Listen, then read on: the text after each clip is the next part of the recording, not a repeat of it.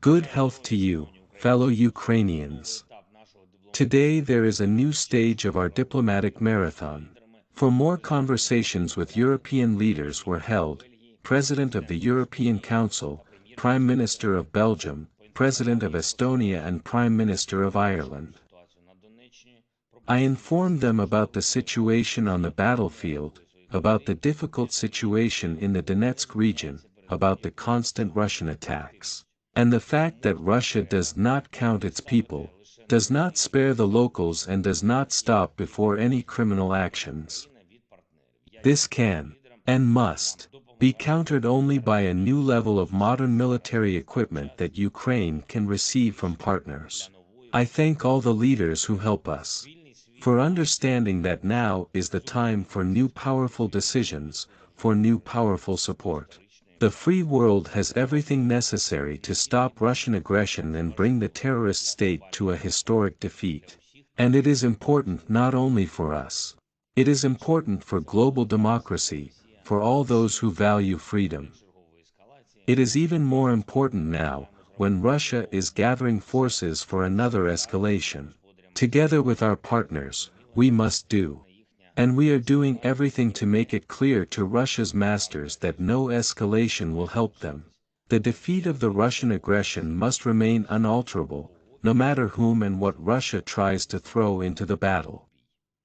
I am grateful to the President of the European Council for understanding how important it is to maintain the unwavering support of Ukraine. In this confrontation, in which Russia is trying to exhaust all of us, the Ukrainians, the Europeans, other partners, there must be clarity of signals. Signals that we will go all the way to the defeat of Russian terror. We will go together and with the preservation of stability in Ukraine, financial and social. And that is why financial support was one of the main topics of my conversation with Charles Michel, as well as weapons and further European integration of Ukraine. I thank the Prime Minister of Belgium for supporting our diplomatic efforts, in particular our peace formula, all its fundamental elements, restoration of security, restoration of our territorial integrity, restoration of justice. I am confident that the leadership of Belgium will help us achieve a fair peace. And I am thankful for the willingness to really bring peace closer by increasing the support with weapon supply for our state. The already provided Belgian defense assistance has significantly strengthened our state, and we agreed today that our teams would work on new arms shipments.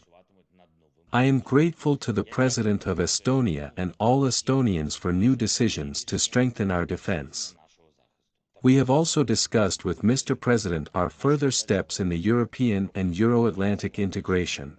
I thank Estonia for a very strong representation of Ukraine's interests in Europe.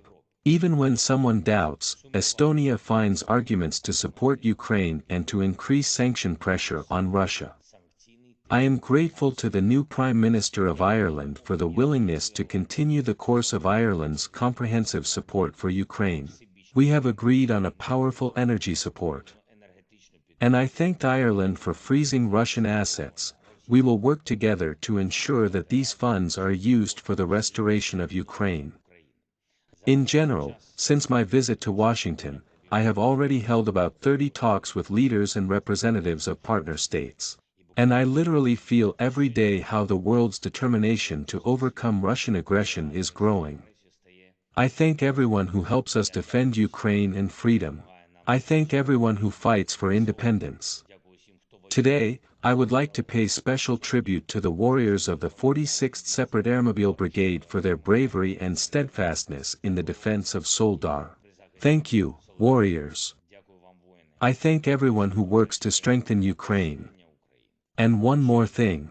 Based on the materials prepared by the Security Service of Ukraine and the State Migration Service of Ukraine, and in accordance with the Constitution of our state, I have decided to terminate the citizenship of 4 persons. Andriy Leonidovich Derkach, Taras Romanovich Kozak, Renat Ravlyovich Kuzmin, and Viktor Volodymyrovich Medvedchuk.